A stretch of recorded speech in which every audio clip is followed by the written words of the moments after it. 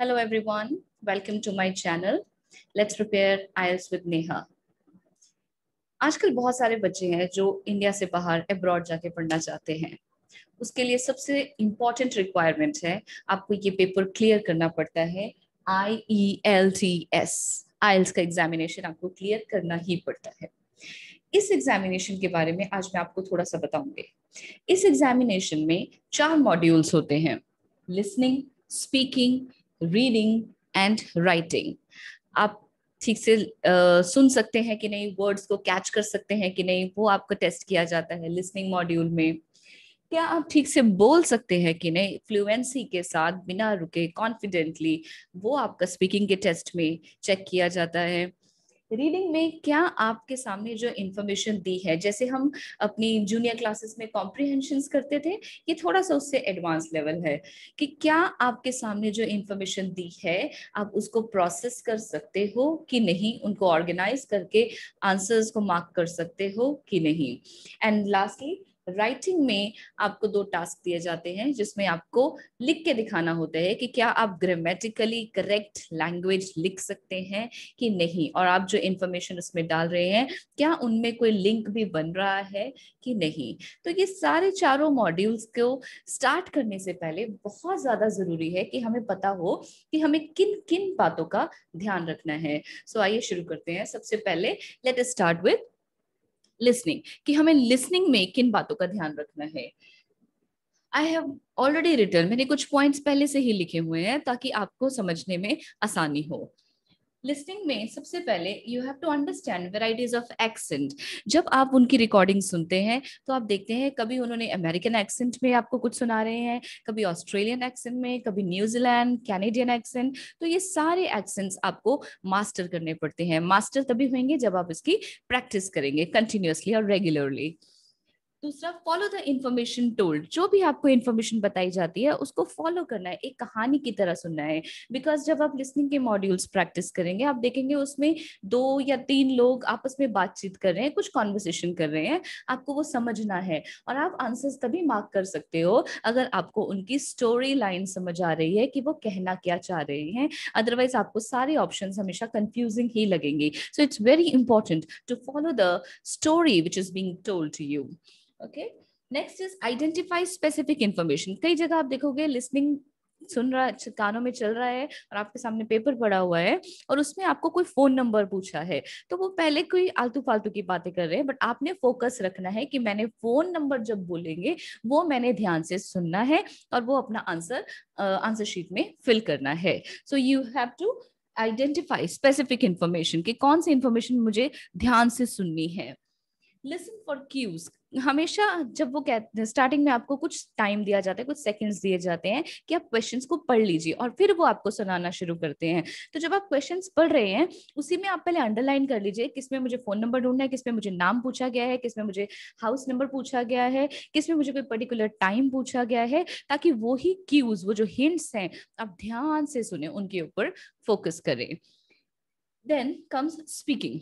Speaking में जब आपने बोल के दिखाना है, see when you have to speak, तो आपको वो पहले से ही प्रैक्टिस होनी चाहिए। So try to interact with other speakers. अपनी डेली लाइफ में आप हमेशा किसी ना किसी से बात करते रहो, इंग्लिश में बात करो, चाहे वो आपके फ्रेंड्स हैं, टीचर्स हैं, पेरेंट्स हैं। जितना हो सकता है खुद के साथ सीखना बहुत ज्यादा आसान है और जरूरी है। Stand in front of the mirror और अपने साथ ही बात करो, कोई पर्टिकुलर टॉपिक चूज कर लो। फॉर एग्जाम्पल आपके रूम में एक चेयर पड़ी है, so start talking about chair. जैसे हमें बचपन में ऐसे सिखाई जाते थे, my favourite teacher, my favourite etcetera etcetera, उन सब के बारे में एक एक करके बोलो और अपनी रिकॉर्डिंग करो। अपनी रिकॉर्डिंग को खुद सुनो, क्योंकि ये इसको कहते हैं हम सेल्फ करेक्शन। जब आप खुद सुनते हो यू कैन एनालाइज कि ओ ये बोलते बोलते मैं यहाँ पे गलत हुआ, मैं यहाँ पे अटक गया था। Okay, so it's very important to interact with other speakers as well as I will say interact with yourself. Next, practice fluency.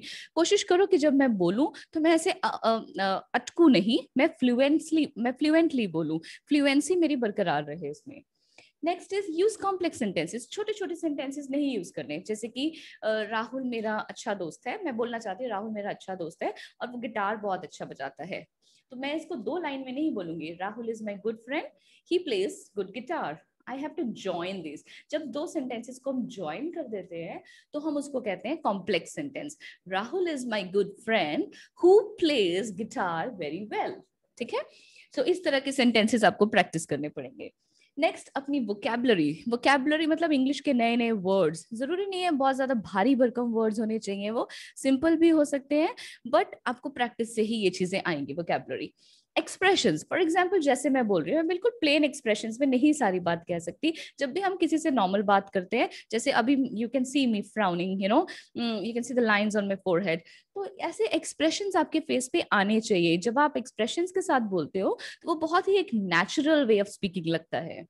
Next, जब भी हमें, क्योंकि हमें 1 मिनट पूरा दिया जाता है, जब वो सिर्फ चुपचाप एग्जामिनर बैठ के सुनेगा और आपको पूरा 1 मिनट के लिए कंटिन्यूअसली बोलना है, तो वो जब आपने बोलना है उसमें आपकी वो फ्लुएंसी चेक करेगा। अब होता क्या है, बोलते बोलते हमारे पास कंटेंट कम हो जाता है, तो उसको कवर अप करने के लिए हमें एग्जाम्पल्स का सपोर्ट लेना पड़ता है, कुछ एविडेंसेस, कुछ ऐसा जो मेरे साथ हुआ या मेरे किसी दोस्त के साथ हुआ, वो सब हमें देखना पड़ता है। Okay, next comes reading. Reading में आपको जैसे बचपन में दिया जाता था कॉम्प्रीहेंशन, कॉम्प्रीहेंशन को रीड करना होता था।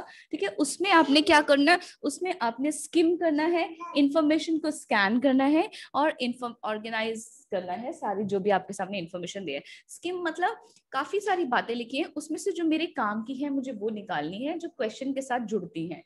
स्कैनिंग करनी है मतलब वो इंफॉर्मेशन दी कहाँ है पूरे पैराग्राफ में, करेक्ट, और फिर ऑर्गेनाइज करना है। हमेशा कई बार आंसर्स जो होते हैं, most of the times answers जो होते हैं वो एक सीक्वेंस में चलते हैं। पैराग्राफ में अगर ऊपर आंसर मिल गया, अगला आंसर नीचे होएगा, उसका उसके नेक्स्ट पैराग्राफ में होएगा, नेक्स्ट लाइन में होएगा। सो ये आपको ऑर्गेनाइज करनी पड़ती है सारी information. Okay, then comes writing, जिसमें आपको लिख के दिखानी है इंग्लिश। उसमें आपको सबसे पहले क्वेश्चन दिया जाएगा। स्टेप 1 इज, इस क्वेश्चन को आपने ध्यान से एनालाइज करना है, समझना है कि क्या कह रहा है। क्या वो मुझे किसी चीज के एडवांटेजेस और डिसएडवांटेजेस को डिस्कस करने के लिए कह रहा है, या वो मुझसे सिर्फ ये पूछ रहा है कि मैं क्या सोचती हूँ, डू यू एग्री और डिसएग्री करने के लिए कह रहा है, या वो मुझे सिर्फ कह रहा है डिस्कस करो, कोई स्टेटमेंट लेते उसको डिस्कस करो। तो ये आपने सबसे पहला टास्क है, ध्यान से समझना है, उसको एनालाइज करना है। नेक्स्ट, जब मैंने एनालाइज कर लिया कि मुझसे पूछा क्या है, ऑब्वियसली अब मुझे लिखना है। जैसे हम अपनी छोटी क्लासेस में एसेज लिखते थे, ऐसे ही आपको यहाँ पे भी एक ऐसे लिखना होगा। तो हम सारी इंफॉर्मेशन पॉइंट्स में अपने सामने रफ वर्क में करूंगी, फिर उन पॉइंट्स को मैं ऑर्गेनाइज करूंगी लॉजिकली कि इसके बाद ये, इसके बाद ये। ऐसे नहीं कभी कुछ बोल दिया और फिर से वापस सिरे पे पहुंच गए, नहीं, ऑर्गेनाइज करके सारी इंफॉर्मेशन लिखनी है। एंड उसमें भी ऑब्वियसली अब हमें लेंथ भी देनी है, 250 वर्ड्स का ऐसे लिखना होता है, तो उसमें हमें सपोर्ट करना पड़ेगा। हमें जो भी हम पॉइंट लिख रहे हैं उसके साथ हम कन्वीनियंटली कोई एग्जाम्पल या कोई एविडेंसेस डाल सकते हैं। And last and most important, इसमें भी आपकी वोकैबुलरी की रेंज रखनी है। रेंज मतलब ब्यूटीफुल, अगर मैं लिख रही हूँ वर्ड तो हर जगह ब्यूटीफुल ब्यूटीफुल ब्यूटीफुल नहीं लिखूंगी, उसके मुझे सिनोनिम्स यूज करने हैं। तो ये सिनोनिम्स आने भी बहुत जरूरी है। सिनोनिम्स एनी हाउ हमारे रीडिंग में भी हेल्प करते हैं।